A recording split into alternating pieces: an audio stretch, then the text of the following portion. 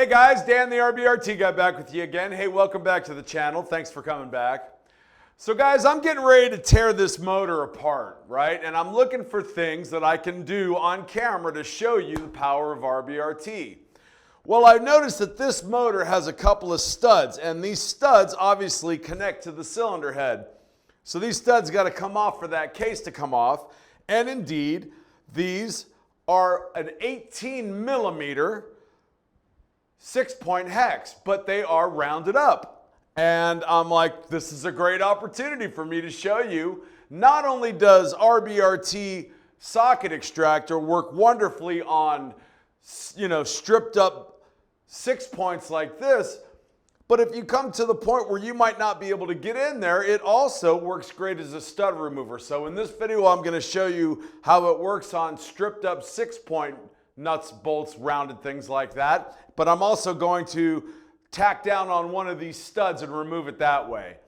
Now, there's another set of them over here on this cylinder head, as you can see. And I'm just going to show you that this is a regular 18 millimeter. And in fact, indeed, this is an 18 millimeter, okay? Now, as we can see on this one here, there's just no way it's so rounded over that I'm just stripping over on it. Can we see that? Look at that. So no way that's going to get it done. So we're going to reach for our 18 millimeter deep socket extractor.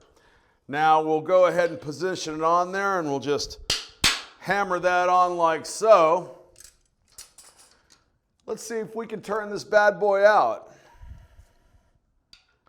I feel like I got a pretty good bite on it. And look at that. Out she comes. That's just fantastic. All right. Well, that's going to spin out of there just fine. Now to show you that the socket extractor can take care of a stud just as well as rounded nuts and bolts, I'm going to go ahead and take this 7 millimeter and we'll just tap it down on there. Now, because the socket extractors all have a dual drive setup, this is a 1/4 inch drive. I might struggle with a 1/4 inch ratchet, so I'm going to take a 3/8 drive, 9/16 in this case, and just put it over the back end like that. And now I've actually turned it into a 3/8 drive, and I can drive it like that. Really handy to have, really handy feature. And it's, you know what, that's pretty tight. Yeah. That thing did not come out of there easily. Look at that. And then the FOR rod comes in from the back, and it'll just push that stud right out of the socket. Now, if I needed to, I could actually put that back in, tighten it down, and use the rod to pop it off and reuse that stud. One of the other cool features about the socket extractor is if you hammer it on nice and straight, it makes such a nice clean cut that it doesn't damage the thread's abilities to accept a nut on there. So as you'll see, now I'm going to go ahead and use this tool to drive it off of there. Now I want you to notice I'm using a power tool, but it's one with a clutch, not an impact. You don't want to use an impact mechanism on the FOR rod. But it'll just pull that right off of there, and you can have a look and see what I'm talking about.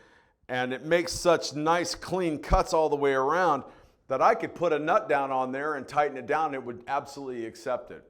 So you know what, when it comes down to versatility, guys, when it's round and you can't get it out with anything else, your socket extractor is absolutely the best line that you have to get it out, to get it done.